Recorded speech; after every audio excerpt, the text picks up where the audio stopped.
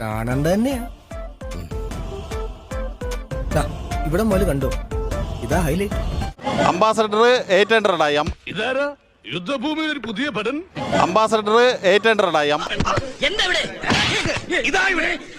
കാര്യങ്ങൾ ഡീറ്റെയിൽഡ് ആയിട്ട് പറ ദിനേശ. അല്ല ചെറിയ മാമ. അംബാസഡർ എന്ന് പറഞ്ഞു കൊണ്ടുവന്നവൻ വെറും 800. അഹങ്കാരം എന്ന് പറയുന്നത് മനുഷ്യന് ശകലേ ആവാൻ പാടുള്ളൂ.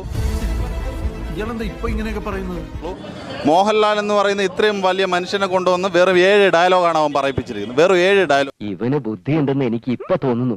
നീ ഇവിടെ ഇരുന്ന് സംസാരിക്കടാ. ഡയലോഗ് ദേഷ്യമാണ് വരുന്നത്. സത്യം പറഞ്ഞു വളരെ ദേഷ്യമാണ് വരുന്നത്. അത്രയ്ക്ക് ദേഷ്യം വന്നു. കാരണം അത്രയും പ്രതീക്ഷയോടെ വന്നതാണ്. ഒരു പ്രാവശ്യം വേണമെങ്കിൽ മോഹൻലാലിനോടുള്ള സ്നേഹം കൊണ്ട് അതെന്നാ വർത്താനം പറഞ്ഞു വെച്ച് പോയേ.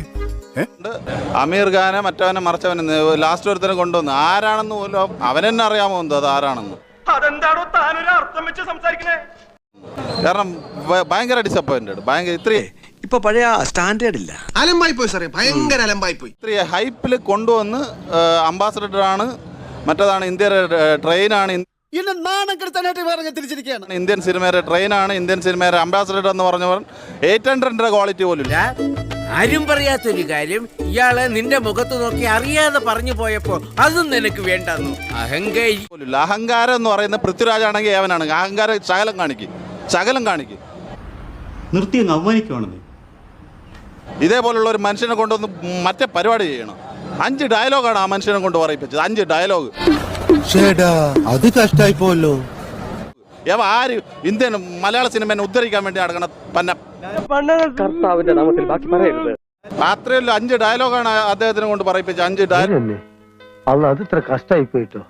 ഓൻ എത്ര വിഷമം ഉണ്ടാവില്ലേ. ഡയലോഗ്. മോഹൻലാലിന്റെ കട്ട ഫാനാണ്. മോഹൻലാലിന് വേണ്ടി മരിക്കാൻ വേണ്ടി റെഡിയായിരിക്കുന്ന ആളാണ്.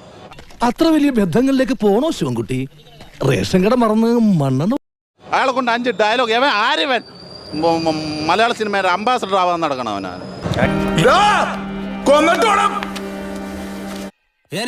ഞാൻ പോകുന്നു. Bye bye.